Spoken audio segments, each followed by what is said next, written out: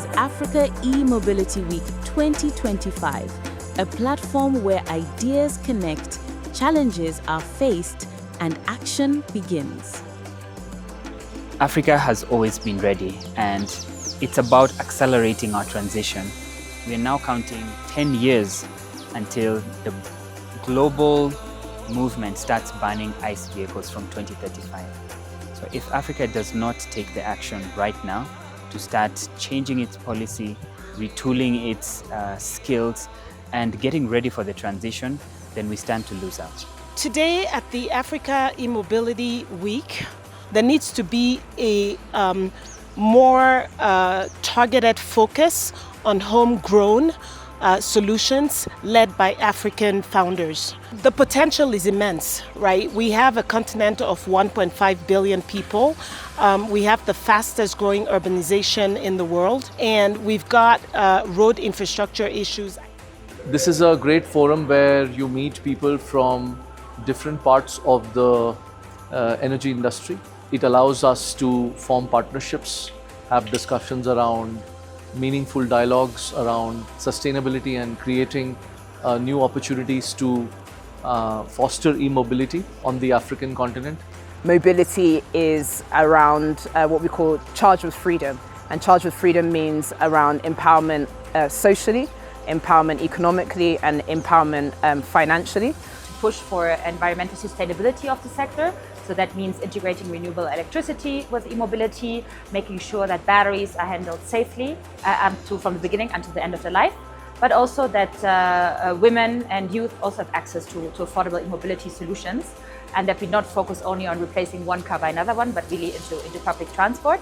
And my main call for action is actually for that to happen, we need a collaboration between different countries, because Africa is a huge continent with over 50 different countries that are doing their own sort of things around e-mobility or not. So I think it's very important for all of us to work together, and that's why we are hosting this event here in Addis Ababa. As we transition, as the continent moves towards electric mobility, that we ensure that it is inclusive and just and supports green jobs for women, for youth, and for marginalized groups.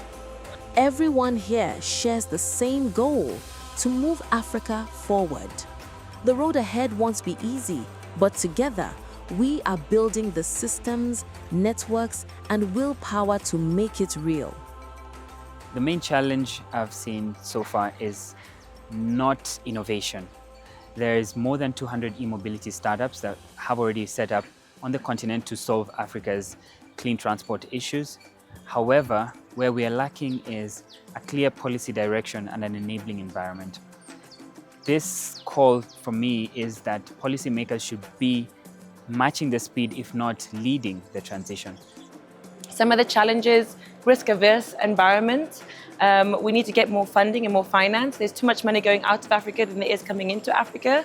So maybe thinking of really innovative finance models, like blended finance models. How can private and public sector support concessional financing, and how can it be targeted to the innovation like SMEs and other kind of solutions that are happening in Africa? Grid integration with e-mobility is very, very challenging. But in terms of opportunity, there's just many governments are behind it. I was speaking with a gentleman from Eswatini today who mentioned that even them, as a small landlocked country, we're really focused on e-mobility. So you can really see that it doesn't matter what country you are. If you're Ethiopia, if you're Eswatini, every country is going to be focusing on it, and that's the opportunity. There's a lot of hope and optimism that when industry partners come together, there is a synergy of strengths, and that leads to solution discovery.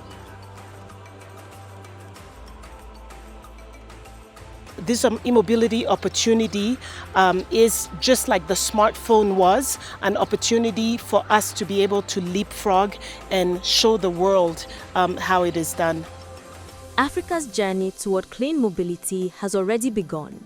Together, we are not just changing how we move, we are shaping the future we all share.